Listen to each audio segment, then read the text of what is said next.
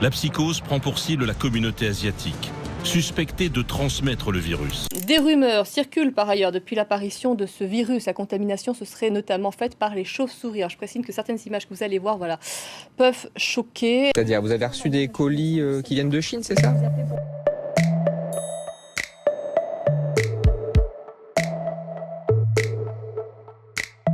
Alors non, on ne peut pas dire qu'on peut attraper le coronavirus n'importe où en France.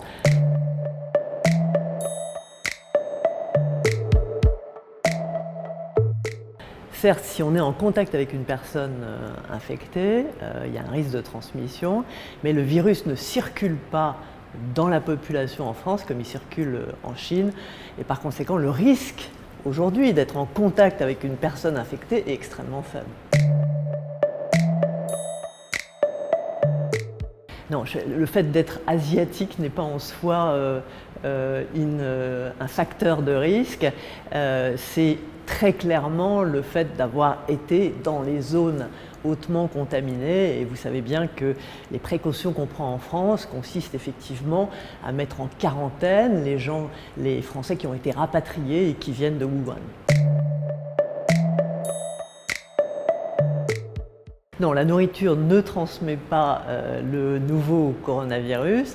Encore une fois, la transmission, elle se fait par un contact proche avec une personne qui est infectée. Dans la rue, non, puisque, encore une fois, le virus ne circule pas dans la population en France et par conséquent aujourd'hui il n'y a aucune raison de porter un masque pour aller faire ses courses ou pour circuler dans le métro. Alors on peut toujours imaginer, si vous voulez, que en temps réel, il y a une sous-estimation du nombre de morts, parce qu'effectivement, il faut toujours un certain temps avant de répertorier les décès, mais néanmoins, je pense qu'on peut considérer avec quand même une assez grande marge de certitude que les décès qui sont actuellement comptabilisés correspondent à la réalité, ce d'autant que les nombreuses publications scientifiques qui sont sorties depuis 3 semaines, 1 mois, donnent à chaque fois le même taux de 2% de mortalité.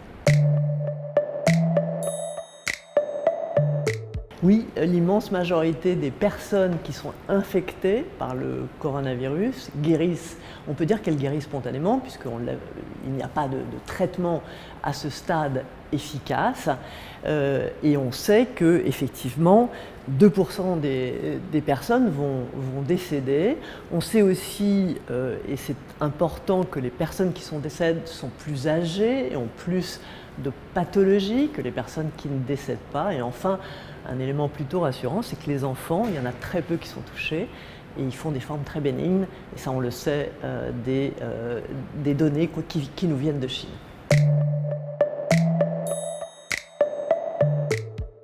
Alors, il y a des médicaments qui sont en cours de développement, qui sont des médicaments connus pour avoir une activité contre des virus proches de ce nouveau coronavirus. Mais à ce stade, ce qu'on sait, c'est qu'ils marchent, je dirais, in vitro au laboratoire, mais on n'a pas de preuve qu'ils marchent chez l'homme. Néanmoins, ils sont essayés sur des personnes qui sont infectées, puisqu'il n'y a pas d'autres possibilités. Le reste, les huiles essentielles, etc., n'ont absolument pas fait preuve de leur efficacité.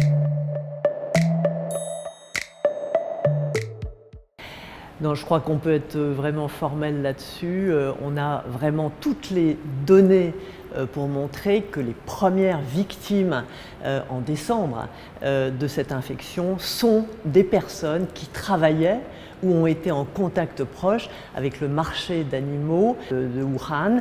Et c'est très plausible, si vous voulez, quand on a affaire à des coronavirus de type SRAS ou nouveau coronavirus. Alors, il y a eu des recherches et notamment après l'épidémie de SRAS, pour essayer de voir, et notamment sur la chauve-souris, qui était à l'origine, je vous rappelle, de l'épidémie de SRAS, était porteuse d'autres coronavirus. On a isolé des coronavirus qui sont proches de ce nouveau coronavirus, mais ils n'étaient pas identiques. Donc effectivement, il s'agit vraiment d'un nouveau coronavirus. Encore une fois, on est très tôt par rapport au début de cette épidémie, puisque je vous rappelle qu'elle a commencé finalement en décembre. A priori, si vous voulez, les choses évoluent, et notamment les données qu'on commence à avoir de Chine vers une diminution du nombre de nouveaux cas, et hors de Chine, finalement un nombre assez restreint de personnes infectées, mais il est trop tôt pour être définitif. Je crois qu'il faut effectivement, et ça c'est le travail des autorités sanitaires, d'être toujours prêt à plus de cas de façon à ne pas se laisser surprendre.